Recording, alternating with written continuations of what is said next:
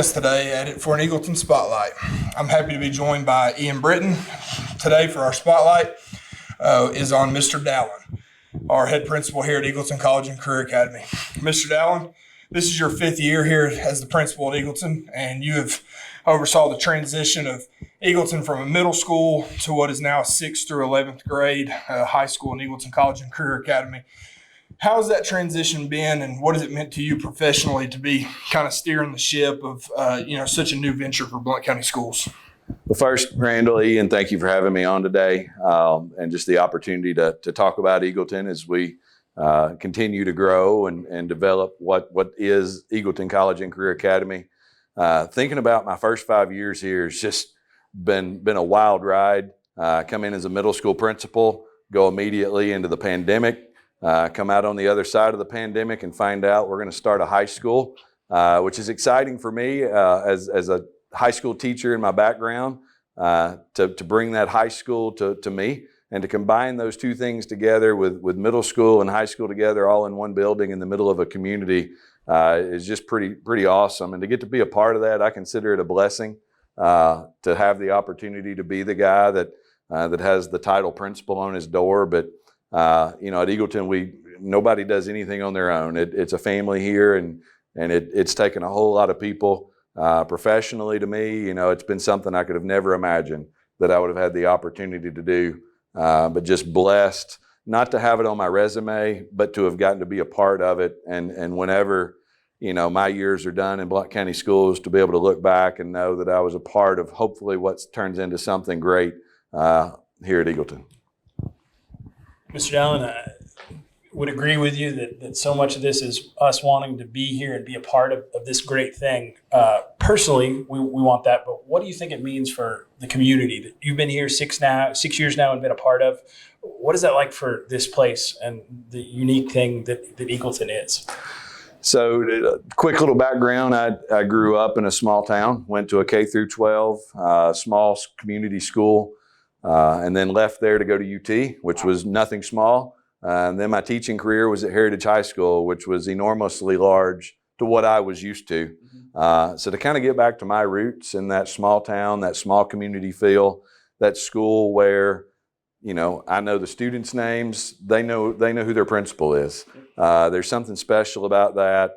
And just this community, the way they've wrapped their arms around Eagleton through this growth. That so many of our neighbors here in the middle of, we're surrounded by 3 subdivisions, could have seen construction as a nuisance, but they've been so supportive and excited along the way. So honestly, the school, the staff, you guys that have chosen to come to Eagleton because of what it is and what, how special it is here to be a part of kind of getting back to the olden days, I guess you might say, of those small community schools. Everybody's here because they want to be here. And our students have stayed here when they might have had a choice of going somewhere else. So that's really one of the things that makes it special is from the students to the staff to the community that are here supporting us. Everybody's here because they want to be here.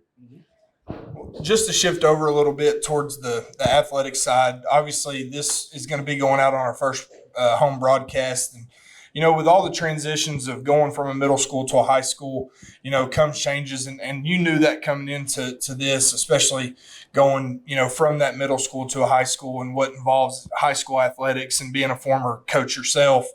We're in year 3 of a high school football program, and we're on the 3rd head coach. I was a part of that at the beginning and still helping out. And it's tough. It's tough for any team to go through that. And this offseason was a really important one because, hey, we're going into year 1 of a varsity schedule. And, what has it meant to you to get Coach Childs hired and have him, his leadership on and off the field, this season so far?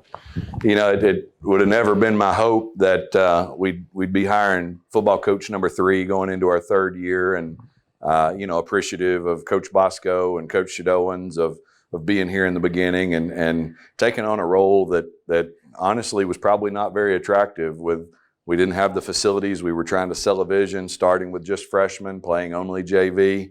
But the one piece of that who was always here from the beginning and never faltered, never left, was Coach Stephen Childs. And honestly, he sat in every construction meeting with me, had a hand in designing the field house, has been a part of picking out furniture. There's been nobody as invested as Stephen Childs, not in just the football program, but Eagleton as a whole. And, kind of like me, not from this community, but somebody that has just fallen in love with this community and the students here and our staff, and just truly bought into what it means to be a Royal, and what it means to be part of this Eagleton community, and understands the tradition and the rich history of Eagleton and the school here. And so it was, I'm confident in handing the reins over to him as head football coach, but even more confident in handing the reins over him to football coach as somebody that I know is passionate about Eagleton,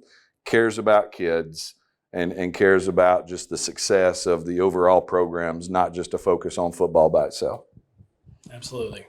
Well, this last question I'm going to pose to you because I just like to hear you talk about it. I like to hear you, kind of talk about these things. It's just, we talk about one Eagleton a lot.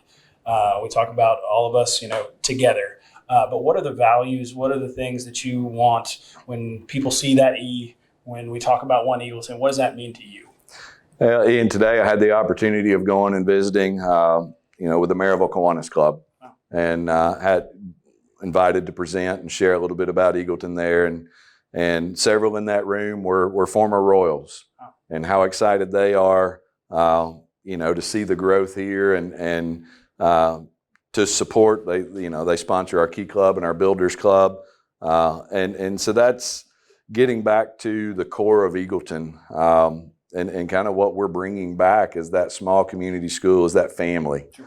And family, not just within the building. We talked a little bit today about what it means to be a Royal and those traits and characteristics. And you could go down a list of those common, characteristics that people put on resumes, but a heart for each other, people that are willing to do whatever it takes, regardless of what their title is, regardless of what their job description is.